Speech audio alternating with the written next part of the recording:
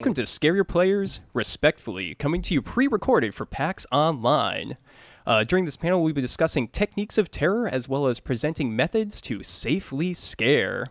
I'm going to be one of your hosts or panelists for this panel, Mike Andryuk. I do a podcast called Darker Days Radio. Been doing that for over 10 years. Very exciting.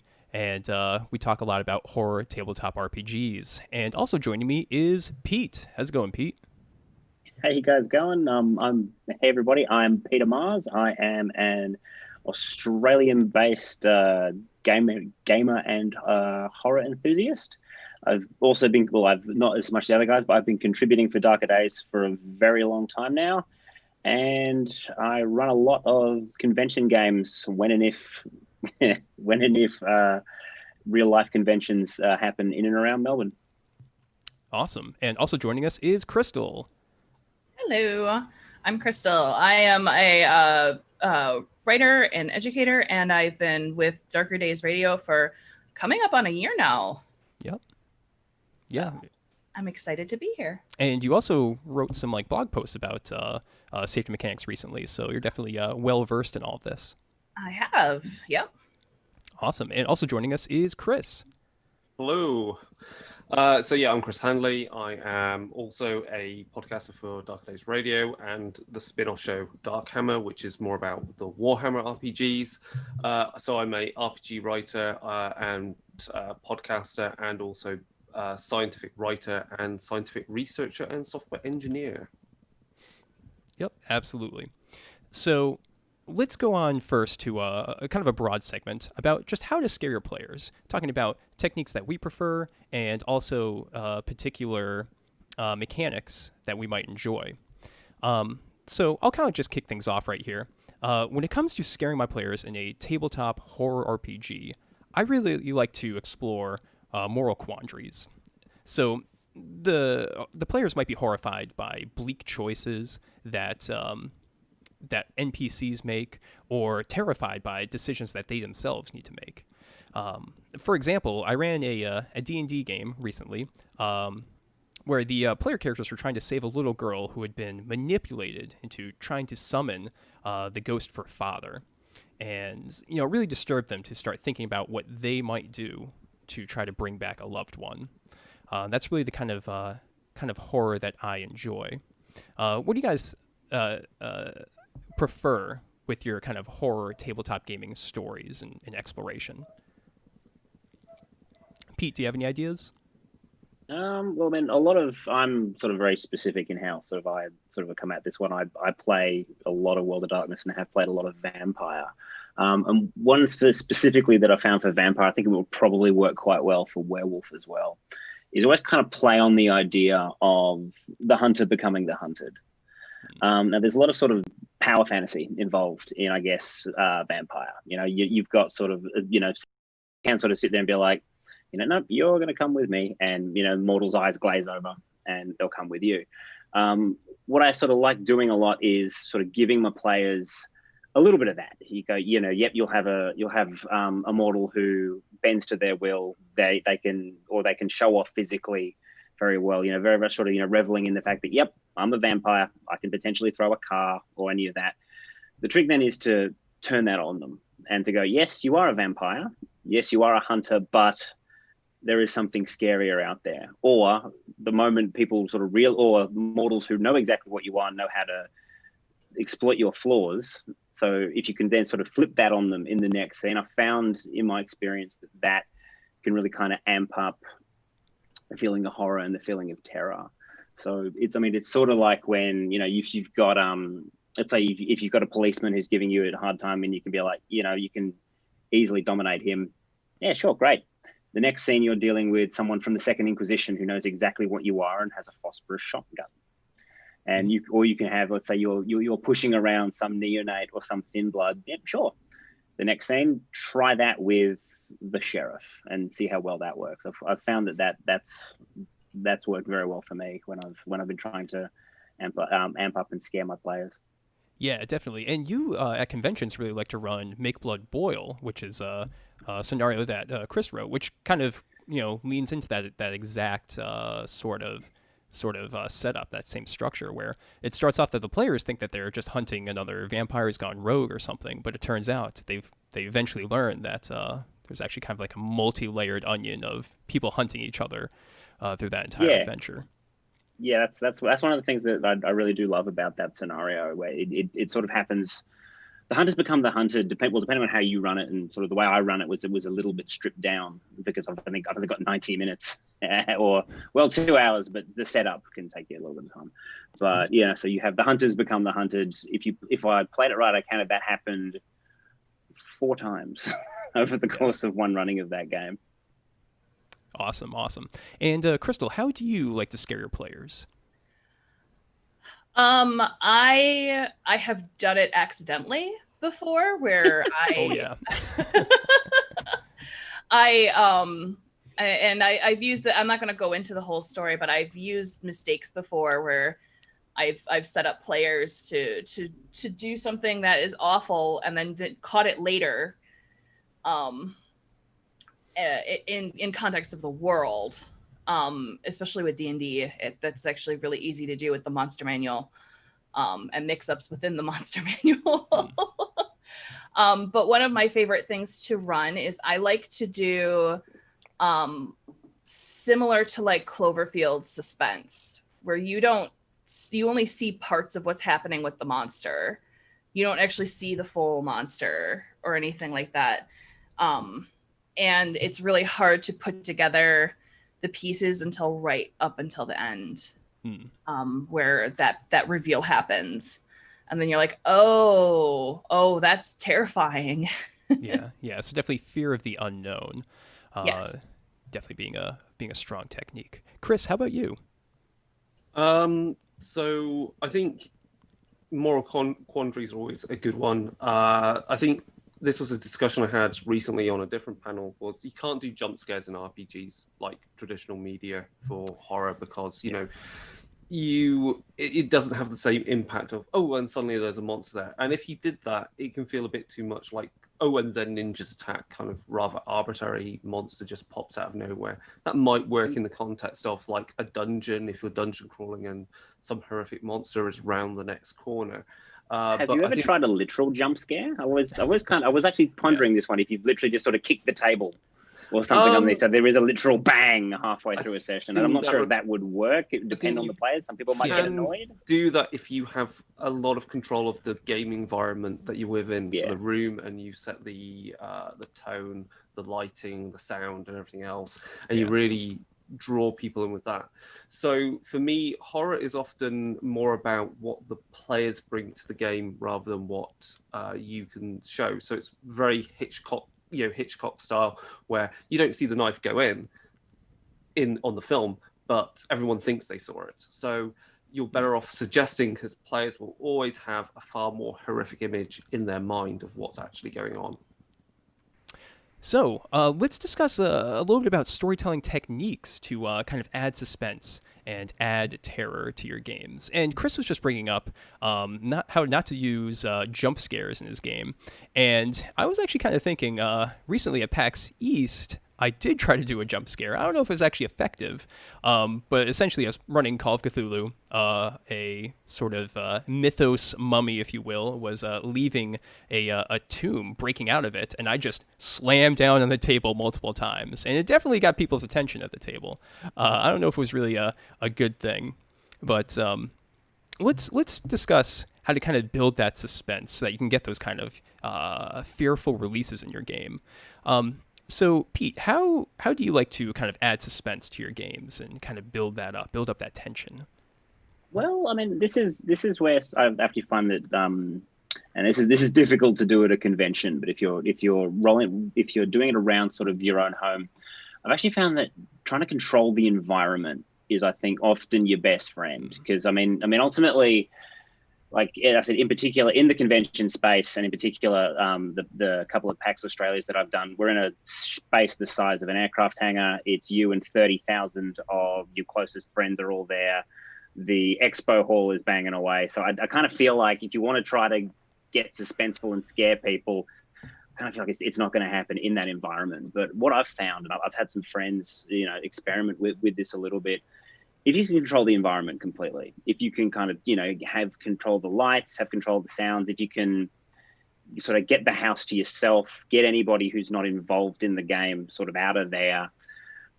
If you can experiment a little bit with lighting and sound, like in particular in this sort of golden age of everything's being Bluetooth controlled and can be controlled by your phone or by whatever, you'd be really, really surprised what you can get away with, let's just say, a really basic sort of Bluetooth controlled LED lighting around the table. And also I've had a friend experiment with this, and you can do this through your phone. There's apps for this. We actually had a barely audible heartbeat playing via speakers. And you can actually see if you sit there, if you sort of turn it down, or you can speed it up and slow it down.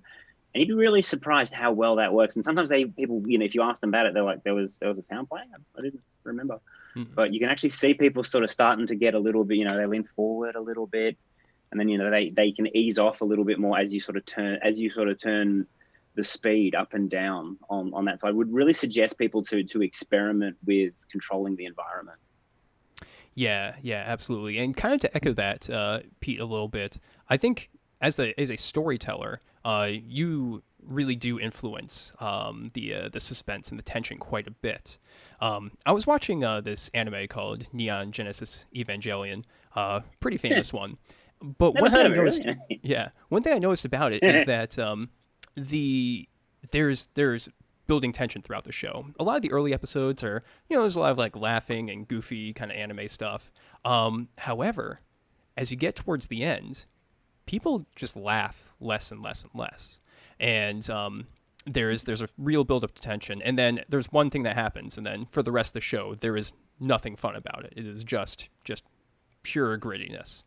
And as a storyteller, you can control that quite a bit because, people laugh a lot when we're playing RPGs, especially horror RPGs. It's a great way to kind of relieve tension. That's perfectly okay. You should definitely laugh and have a good time when you're playing a horror RPG.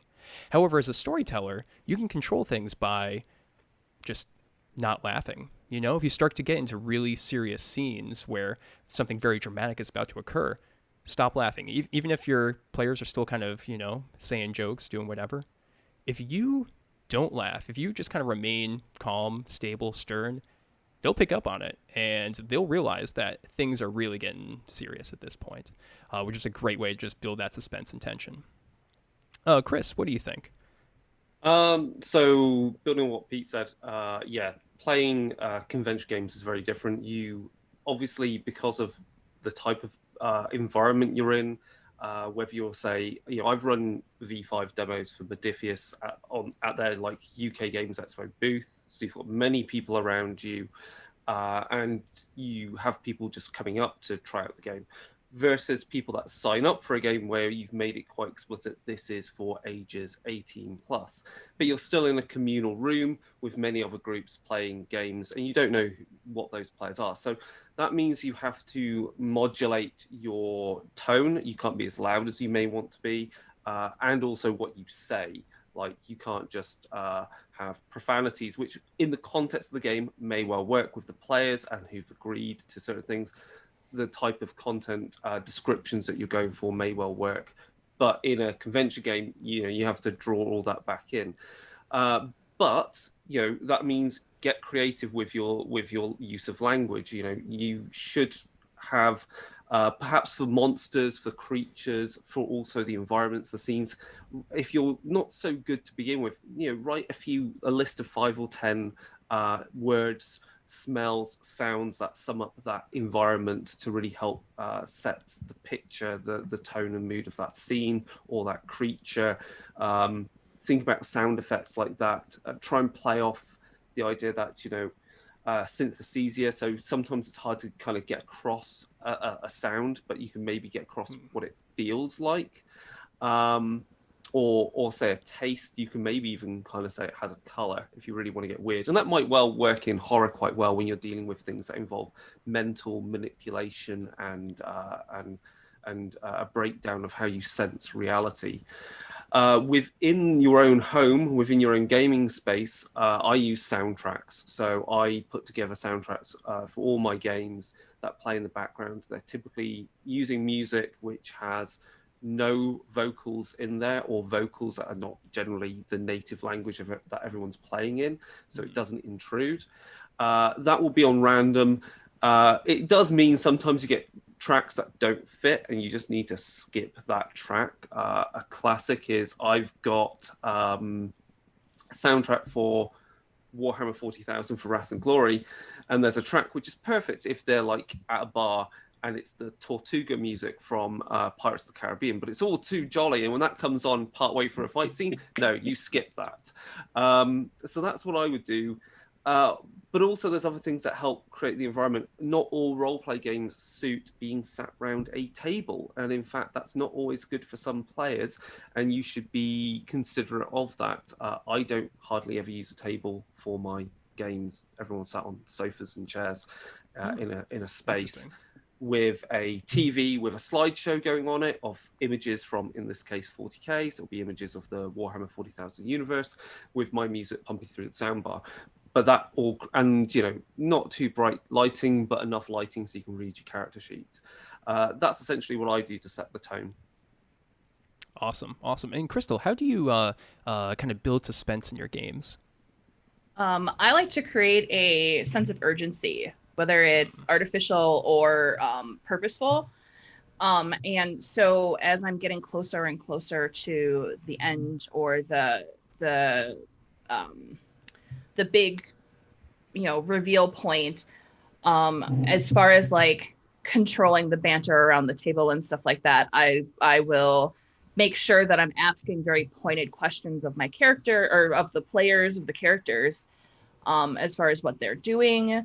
If there's NPCs involved, the NPCs are either continually getting agitated or trying to push along that sense of urgency to have more of a frantic feel.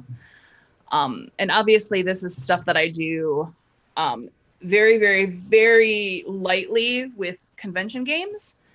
And then I do a lot more heavy with my regular players. So, but yeah, I love to create that because it does give a sense of suspense and like artificial dread of, oh my gosh, what's coming? Like she's asking a lot of questions. What's going on?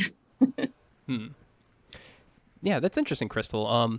Why do you go kind of easy on that increase in tension with convention games? I actually find that building up urgency is a great way to just kind of get to the action fast. That I usually, for convention games, when I run scenarios, I do keep them pared down so that there isn't so much of a build up for it, because I don't run super long convention games. Right. And I don't know those players extremely well. So I want to make sure I'm very conscious, because some people don't do well with that frantic feeling or that stress, fight or flight response. And I don't want to accidentally make someone extremely uncomfortable at my table. Yeah, no, that's a good point. And that's definitely going to play into some of our later discussion about safety mechanics and the like. Something to add on that, with convention games is, and it's really for any scenario, and it's also useful for home games as well, is, you don't have as much time for setting up, getting the characters to make choices, to get them into that action. So I typically start in media res. So, rather than, oh, how are you getting to this location where the stuff happens? They're already there and the fight has already broken out, or whatever madness is already ongoing. And it's more about how do you begin to solve that situation, not how did you get there. How did you get there is often the last thing you need to think about, especially at a convention game. Yeah, that's a good point. So real quick, just kind of wrap up this section. I think we wanted to talk very briefly about some of the kind of hot new mechanics that have been coming out. So I know, Pete, that Alien has been a really popular RPG lately for horror tabletop gaming. Can you talk about the stress dice a little bit? Yeah, absolutely. So the stress dice in Alien, they work a little bit similar to the hunger dice in Vampire. Actually, they've actually found that there's sort of quite a parallel that I've seen a little bit. Haven't quite had a chance to run Alien, but I've done enough V5 with this. So because sort of as things progress in Alien, you keep ratcheting up stress dice. And initially, stress dice, because it's, all right, very quickly, Alien's a dice pool system, uses D6s. If you get a 6, that's a success. More successes, better things are. With your stress total, the more stressed you are, you actually get additional dice. So initially you're like rolling more dice, more chance for successes, yay. But ones on the stress dice are bad. More ones are worse. And, and the more that you sort of rack up stress, the more likely you are to find yourself in a situation where you freak out, you pull a Hudson or you pull a Gorman, and you're just, catatonic. I've just found that with Alien in particular, and this also applies to B5, players are really conservative. The whole idea of, oh my God, it's ratcheting up. And they'll sort of sit there, and even players who've known me really, really well, they'll be like, if something bad happens, if I have a consequence from being really hungry or a consequence from being stressed, you're going to drop the bomb on me, aren't you? Something just terrible is going to happen. Yeah. So they will sort of be constantly working to, in the case of Vampire, I've run Vampire now. I've done something like, I've run 8 convention games, and I haven't quite had a chance to get an ongoing campaign going. Thank you, COVID. But in all those experiences, I've never seen anyone go beyond 3 hunger. And even then they did everything in their power to try to drop it back down. Really? It was just like, yeah, I know. I don't know if it's just interesting. Who knows? Maybe that's the way Aussies game. I have no idea. But they're like, no, can't get too hungry. I need to find someone to drink off. Or they just think I'm a terrible person or something. Or it's like, no, he's going to force me into I'm going to find myself in a situation. No, you rage out. Sorry, you frenzy out. But in particular with that stress die for Alien, I mean, so I'm sort of thinking how I'm going to play that one, and I'm thinking people will want to be able to try to slow down the action and to try to bleed off some of that stress. And Alien gives you the provisions for doing that. You can stop and smoke a cigarette, you can stop and drink a beer, but I think there would have to be a consequence for that. Because once, if you look at sort of the way Alien works, once the way the films work, because Alien often has a slow burn. And then once things are burning, and then things are moving very, very, very quickly. So if a player tells me, I need to slow down and take a moment and, finish my cigarette, I'll be like, yeah, okay, sure. I'm like, oh, yeah. I'd be like, yeah, okay, sure. But there would definitely need to be a consequence for that. So if they want to take things down a notch, I'll be like, yeah, sure, done. That motion tracker lying at your hip, yeah, it starts to ping. Yeah. Nice. I like it. Yeah. Yeah, I think that's a good point about kind of how the tension builds up with the mechanics. Because even if you look back at probably the first popular horror RPG, Call of Cthulhu, that has the kind of descending sanity track, which there's obviously a lot of issues with how sanity works and how it can represent things. But from a purely mechanical sense, you have that building dread as your character loses those sanity points and it gets closer to becoming unplayable or in some cases a much more interesting character. And something I really like to bring up when I'm going to be running a horror game, especially when I'm just kind of introducing the mechanics and everything, is I bring up that losing should be fun. That's kind of why we're all here. Yeah. And it's just a better story if you can kind of go in there and be prepared to have some rough things happen to your character. Crystal, are there any other mechanics that you would like to highlight from recent or old horror games? Yeah. One of my favorites is Dread, which Dread uses a Jenga tower. And instead of rolling dice as you do actions, you pull from the Jenga tower. And when the Jenga tower falls, your character dies. So it is artificially built in stress. And there's a visual aspect to it because almost everyone has played Jenga and can kind of understand how that feels when you're pulling something and you're like, oh gosh, will my character die just from, trying to do this simple thing? I love the use of the Jenga tower as a visual mechanic. I've even pulled it into my D&D game one time. Nice. So yeah. And that work?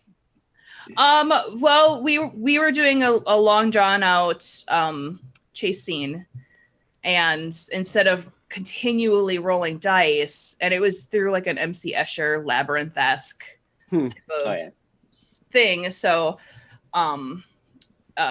as the Jenga tower fell, the characters fell off the maze. Okay. And, had to solve that problem. Gotcha. Nice. Yeah, and Chris, are there any mechanics that you might want to highlight real quick? Okay, so most recently in Age of Sigmar Soulbound, which is a fantasy Warhammer setting from Cubicle 7, they have Doom. Now, Doom mechanically doesn't do anything within the game. I mean, it could do in some respects, but what it is a measure of the progress of the tone of the setting. So as the Doom increases, so as you get bad results on your dice and things, Doom increases, and what Doom does is it's informing the GM to color the setting. So shadows seem darker. Cultists, you begin to see a gathering in corners of the city where you didn't see them before. They're more brazen. Perhaps the skies above in Akshai, that fire that roils across in the clouds, begins to have the face of demons in it. Or maybe in the realm of Shaiish, the moon of the ghostly version of the moon, Morsley from the world that was, hangs high, looming down, painting its inky green glow. So that's kind of like informing the GM to push the tone of the game. Within Wrath and Glory, of course, though, we have Ruin, which is essentially a pool of points similar to Wrath. Wrath is a pool of points which players can use to reroll dice and do stuff. Ruin is a pool of points so that you can trigger abilities from antagonists and cause complications to be even worse. And as you see that pool rack up in size, the players are like, something bad's really going to happen, because when we come up to the big bad, he's going to have a whole chunk of points to trigger, a stream of corruption from the Great Unclean One or something else. Though I would say one of my really favorite ones is always the deal with the devil in Unhallowed Metropolis. You're about to die. You've run out of points to spend to re-roll. You could always make a deal with the devil, and that basically is saying you get to do some re-rolls, or you get to ignore death, but you are descending in corruption, and as that corruption increases, your character will gain let's just call them internal or external mutation based upon the corruption of their soul. So again, it builds on the idea that as your soul is deformed and becomes more twisted and tortured, it manifests either in how you act or how you look, which is kind of similar to how corruption is in Warhammer Fantasy. So, and I always like death spirals. Death spirals are fun. Yeah, that's awesome. The Doom sounds really interesting because instead of attaching the kind of degradation of the horror element to a specific character, it attaches it to the setting. I think that's really interesting. I've not heard of another game doing that, although it might have been done in the past at some point. So let's move on over to the second kind of real meat of this presentation, which is how to scare your players respectfully. Because as you kind of noticed, as we were talking about different mechanics and what we like to do in horror games, we're also kind of introducing that we should be a little careful. When you're about to play a horror game, a horror RPG, you're all kind of tacitly agreeing to get spooked. But as you're doing this, you're playing with your friends, and you don't want them to get offended, you don't want them to be hurt, and you especially don't want them to be damaged from this experience. So that's what we really want to talk about here. I guess, Chris, just kind of as a broad idea, how do you scare players respectfully? Right. Okay. So it's a challenge because the point is the best kind of scares are where you tap into people's fears, and some of these fears are, I think, are broad across a population or from where they are or a particular country. So you're not particularly calling out one person in particular with that. Some fears are particular to a particular generation of people or people that have children maybe. That's why Changing the Lost, I think, is quite scary gaming in some respects, because it's about losing your family, losing your child, that loss of innocence. But then you really do need to know your players, because while you want to tell a compelling story, you may want it, especially if it's World of Darkness, you want it to be feel tangibly real, like it's based in our world but darker. You want to know what players think are acceptable horrors, because while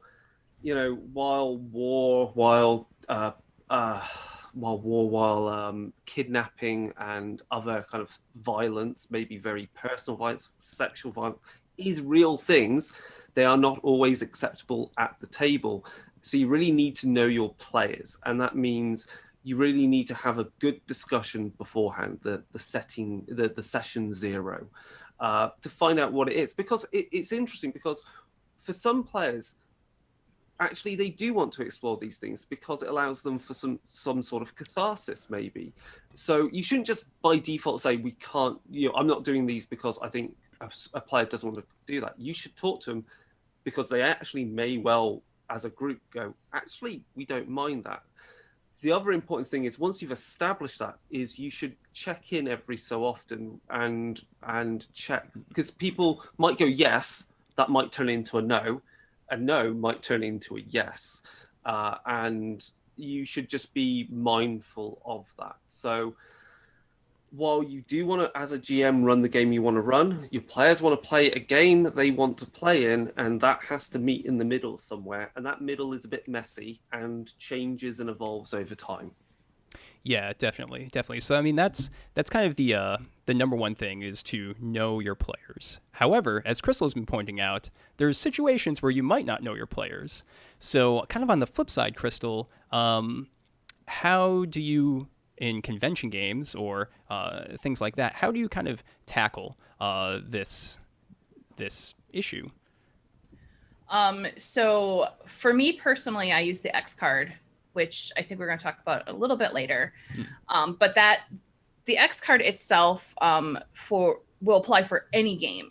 You can use it at any setting, at any table. And it is a really easy concept for players to understand. Another thing is kind of having a little prep for sessions, like a session zero prep, where you talk about some of maybe like the content warnings of the game or the scenario that you are running. There we go. So yeah, providing those content warnings, because then you can get a feel for, what the players are expecting.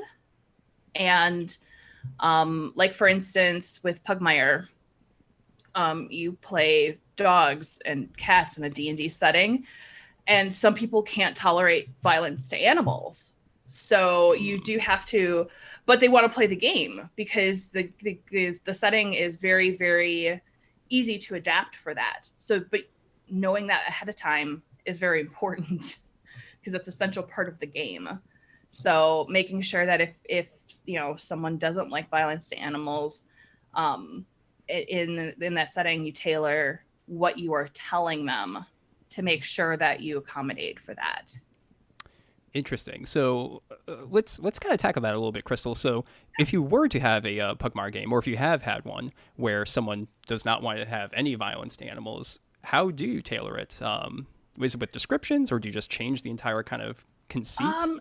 So usually what I end up doing is either I give the ability to describe what happens to the characters to the players and let them have some narrative control over that.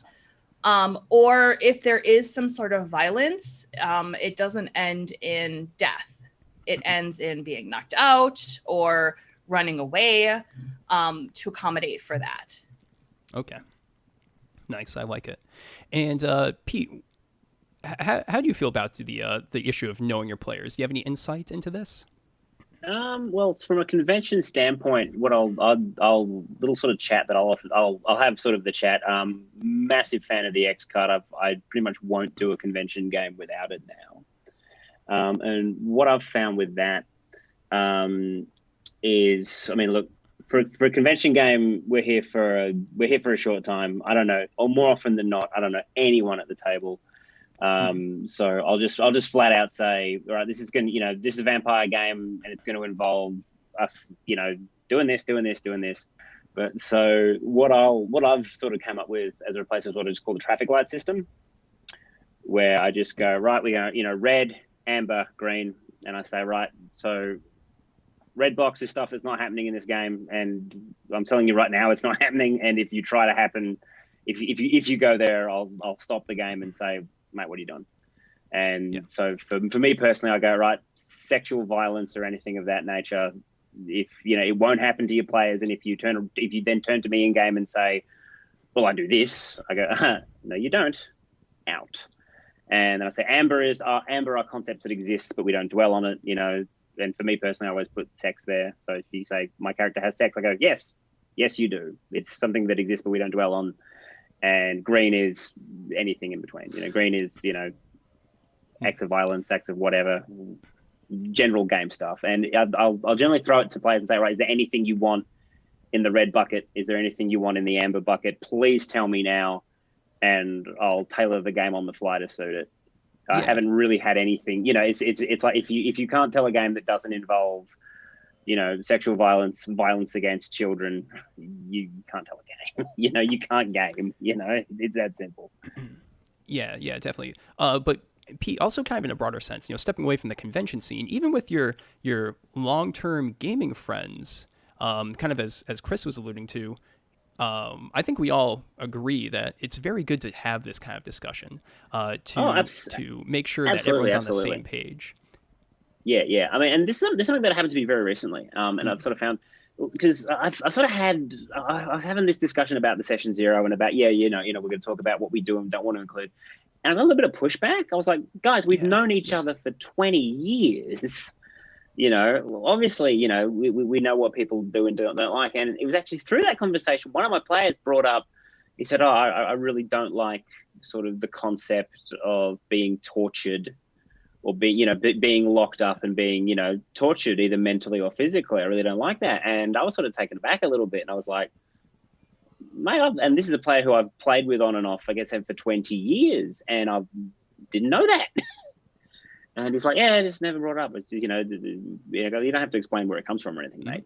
And so even then, if you think your players, I would argue maybe you don't, and maybe even putting them in the situation where you go, right, tell me what you don't like. You'll find yourself learning some things that you probably didn't, and you're like, oh wow, geez. So it's never assume that your players, and even if they're people who you've known your whole life. This discussion is always worthy, even if it's over in 5 minutes and you go, someone just goes, it's fine, play whatever, but just, don't kill any kids. And you go, yep, easy done.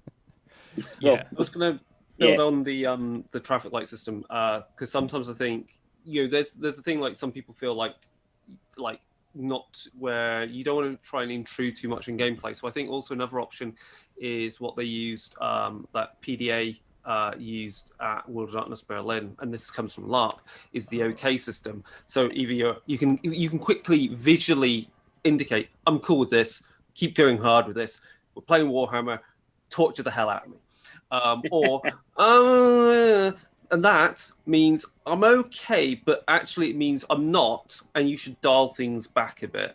And then obviously no is like, no, this is not for me. And then I think, Pete, what you were saying with the lines and veils. Did no have a hand signal? I couldn't actually see it. Sorry. It maybe is actually kind of like, is actually a no, but, whereas a down is a definitely not. And then with the lines and veils, that's what you're saying. It's not crosses and veils, lines and veils. I think that's more about, this is a hard line, I don't want it in my game. Whereas a veil is more about, you can suggest, but it's like it doesn't occur on screen. Mm-hmm. It's like a fade to black. Yeah, exactly. Oh, okay, sure. All right. So like fading to black is perfectly, I think is fine. And I think many people, like, you just go, what it is. And this goes back to the Hitchcock thing. We know you don't need to go spend 10 minutes in excruciating detail about how you're torturing this guy. It's torture. We get it. We get this. So you can have that game content in your game, but it's also kind of like you're saying, if people have agreed, we don't mind it being hinted at and suggested at. We just don't want to spend time on it, and that's something else. Yeah, definitely. So People have been alluding to a lot of different mechanics and mechanisms, and the real big separation between the two is the kind of pre-game discussions, which we're just kind of getting into with knowing your players, and as Chris was alluding to, the kind of mechanics that you can use during your game. So I just really quick want to reiterate some of those pre-game mechanisms or discussions that you can have. Two that go hand in hand very well are the pre-game surveys and also the session zero. So the session zero is just, usually when you're making your characters, you're doing character creation, you can have a discussion with all the players and just kind of cover, as Pete was mentioning, these are the things we don't want to cover. These are the elements that maybe we want to really explore. These are the things that we have been maybe coming up in the news quite a bit lately, that we think that this game, maybe this like modern horror game, would be a great kind of story elements to explore. And you can go along with that. But something else I also want to highlight is some of these pre-game surveys that have been coming out. So Pathfinder had a pre-game consent form that came out, I think like 2 years ago. And that uses kind of the red light, yellow light, green light system, so that you can cover what people are okay with in a game, what they don't really want to explore. But in addition to that, our friends over at Gehenna Gaming have their own horror game specific consent form, which I think pretty much all of us have filled out. And I've found this to be extremely useful. During convention games, I've been using this with Gehenna Gaming, and it's a really good way. Usually what I do is I give everyone the consent form, and then once they finish it, then, okay, you can pick your character at that point. And as they're picking out the characters, looking at those, I can review and see, all right, this is what we can cover. These are things that we can't cover. Are there any issues with the scenario I'm about to run? Which has come up, actually, as a little anecdote. Another adventure that Chris wrote has the potential for people to kill a ghost dog at the very end. And I had several people say they don't want to see violence to animals. So I had to be like, uh-oh, what am I going to do here? And that's actually the angle that they were going for in the adventure. They were really focused on that black dog that they were encountering. So what I had to do is essentially be very... When someone lunged at the dog, I had to basically almost fade to black. I had to give a very limited description of what happened, but essentially it came out that, of course, they ended the dark ritual that was going on. This is the monstrous dog, isn't it? In that vampire scenario. Yeah, I mean, yeah, exactly. It's not really a dog anymore because it's like a vessel for a specter or a wraith, isn't it? So it's not really. But yeah, I understand. Uh-huh. I mean, never kill the dog, Chris. Never kill the dog. No, sorry. Whoops. But yeah, those consent forms I find to be extremely useful. I know Crystal and Chris, you've both filled those out for a Gehenna Gaming sponsored thing that we've been doing. How do you feel about them? I absolutely love them, and I highly recommend if you haven't filled one out, they do have it up on their website, so you can take a look at it. And it is very quick to take a look at, and it helps you kind of build up the room in which you want to tell your story in. Yeah. So. And actually, the interesting thing with their consent form, which I've not seen on any others, is that they cover mind control, which is that loss of player agency and also just manipulation really does bother people, and for some reason seems to be a core like supernatural power mechanic in so many horror RPGs. Very true. So that's a really interesting point. That's good to bring up, and something to watch out for in your horror games as well. Yeah, definitely.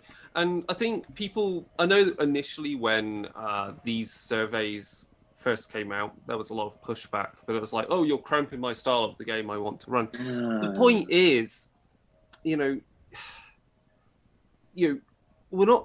point is, like, if we look at Vampire, if it's a vampire game, there are certain elements integral to it being a Vampire the Masquerade game or a werewolf game or maybe 40k. There will be war, there will be blood drinking.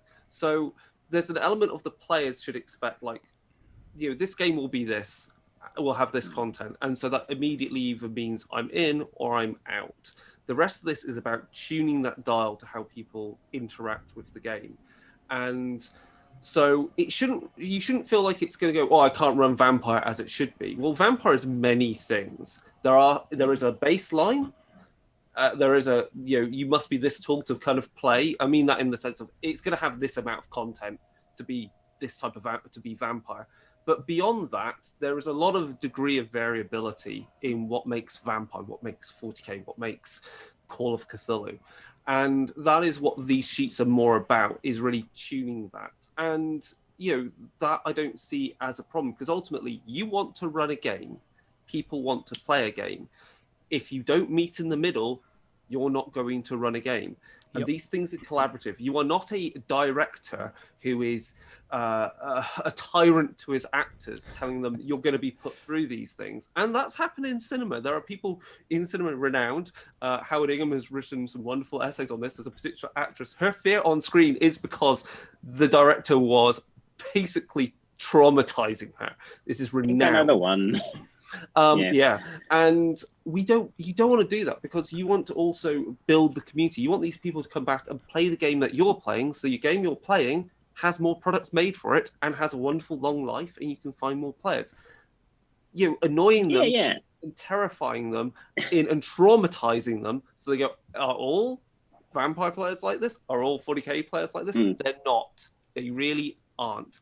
Likewise, you as a GM are also a player. So if you've got a player being grotesque, crass, and so forth, just because you're desperate for players doesn't mean you accept that. There are many people, gamers, that feel like they can be accepted. What they do is accepted because, well, I'm a player like you, I'm a gamer, and you want a gamer. It's like, no, but I don't want you as a gamer if you're going to be like that. And I don't want my other players having to put up with you. So it goes both ways as well. Yeah, and it's also this whole thing where like the people who are anti X card and anti safety tools basically will always kind of point out, well, what do you do when someone comes up to your table and they fill out one of these forms and they've just said you can't have anything. They've just gone through all of the topics and said no to everything. And it's like, I'm just like, well, in this hypothetical scenario, which will never happen, you would turn around to this person and say, I'm very sorry, I can't run a game like that. Maybe this version of Vampire that I'm running today isn't for you. Go enjoy the rest of your convention. There's no reason why you can't say that. And there's no reason why, if you're setting up to run a campaign and one of your players turns around and says to you, I want to run Vampire, but without any of the without any of the horrific elements in it. I want you to run Vampians for me. And I did know a guy who was like that. I would turn around and say to them, I said, I don't want to run that game, man. And you then negotiate it. It's about negotiation. Yep. Mm-hmm. Yep. Yeah, definitely. So we're kind of starting to run low on time here. And I really wanted to cover some of the in-game mechanics that exist. Several people have brought up the X card, and essentially what that is it is a card that you put at the table.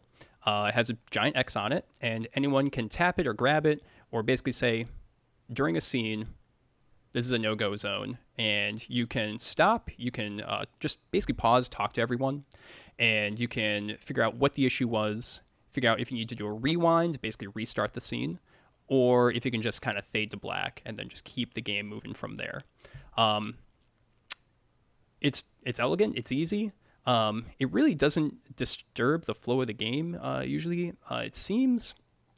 Although I've actually, fun facts, I have never had anyone use the X card on me, and I've not used the X card on anyone, but I almost did once. I was like ready to lunge for it, and luckily the storyteller, we're playing like City of Mist, and it was like in a game store in the basement. And the storyteller kind of realized, like, there was an issue, because I think several other players at the table were also like, we don't like where this is going. And he kind of elegantly just said, like, we're just going to move on from here. And that kind of prevented the issue. But it's a very convenient mechanic, and I find when I'm, especially at the convention games, I'm explaining the rules of the game, I find it's really convenient to just slip the X card mechanic in just as though it is a rule of that game. In fact, it really just should be at this point for most horror games. It should just be a, one paragraph little explanation. I find that doing that and having people just accept it as one of the core mechanics of that game that you're playing, or at least the game that you're playing at the table at that time, is a great way to just have it there, have everyone accept it, and if you need it, cool. If you don't need it, awesome. So I think my question could be if anyone has any anecdotes of, if you're comfortable with it, of using the X card, or anything like that. Well, I've run it. I've used the X. I've had the X card there. I've never needed to tab it myself or had a player tab it. But I've had at least 5 different people come up to me after the games, after the game and said, "Thank you so much for having the X card. I felt so much better knowing that it was there.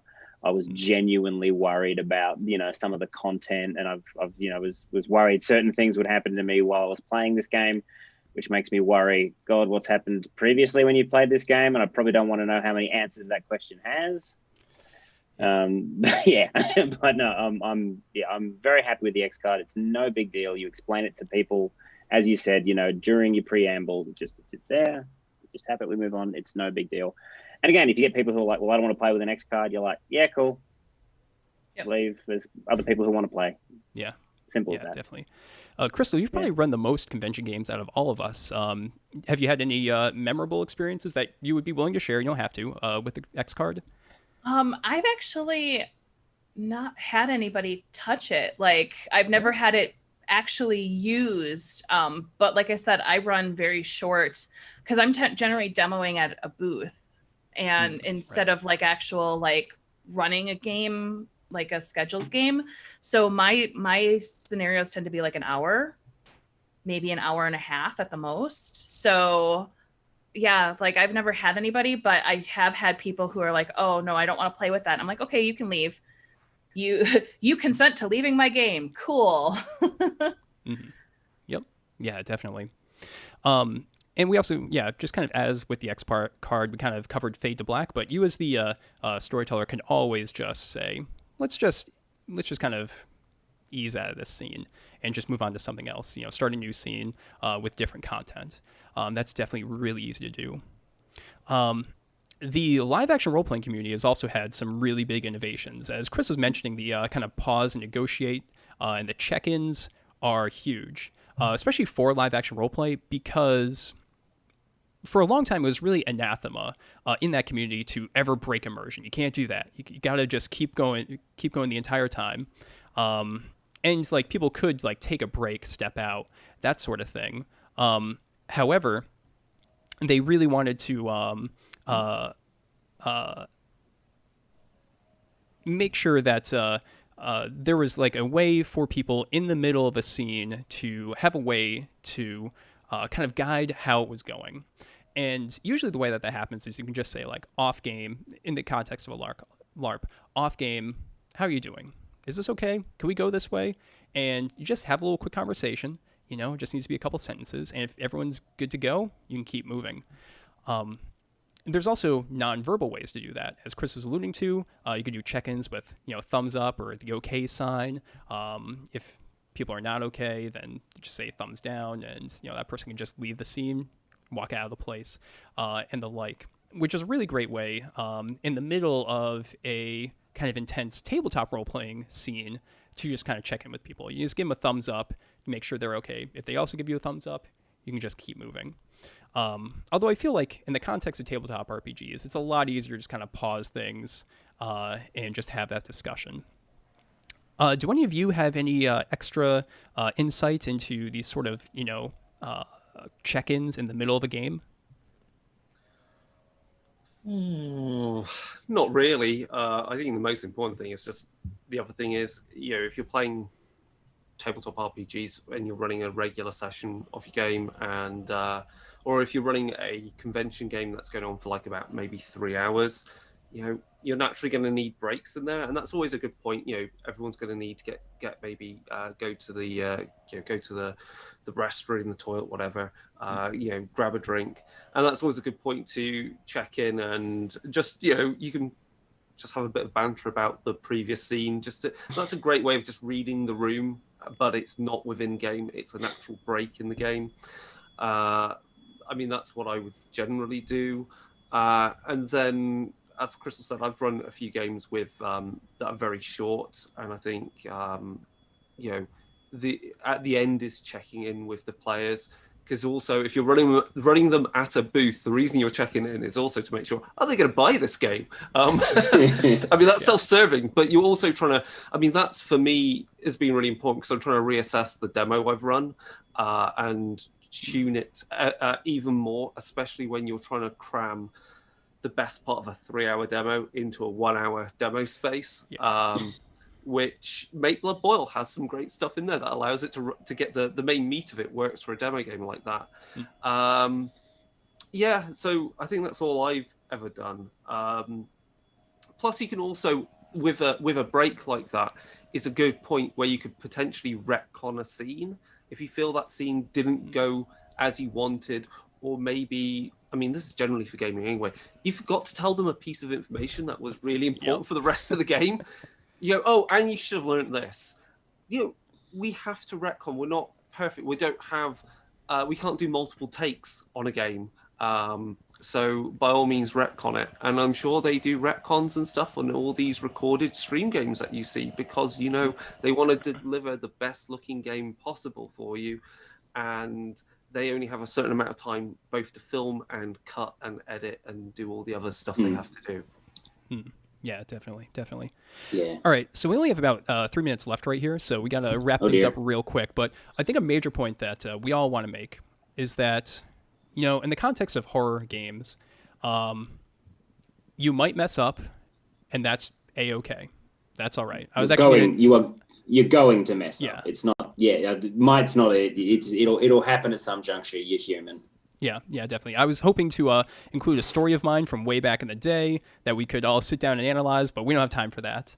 But does anyone have any, just insightful, inspiring points to kind of close us out on with regard to horror games, messing up and recovering, or just bringing things home? Well, look. As I said, trying to get an air of horror and an air of tension in the game, you are working incredibly hard to essentially form a soap bubble. It's something, and it's something very, very beautiful, but very fragile and can be broken like that. So just don't beat yourself up too much if it doesn't happen, or if it doesn't quite happen the way it will. If it's something that you're actively thinking about and actively working for, then I think that's enough. Awesome. Cool. So I think just to kind of wrap things up here, we can all just kind of, let people know where they can find us. I have basically no social media, but I do this podcast, Darker Days Radio, which you can find at darker-days.org. You can tweet us at Darker Days Radio. And we're doing right now a pretty sweet Wrath and Glory game, Warhammer 40,000 setting, over on Gehenna Gaming's Twitch channel, which Chris is the storyteller for. And you can definitely check out our content there if you want to see more or hear more of this kind of discussion. We do a lot of storytelling advice, player advice, and the like. Pete, where can people find you?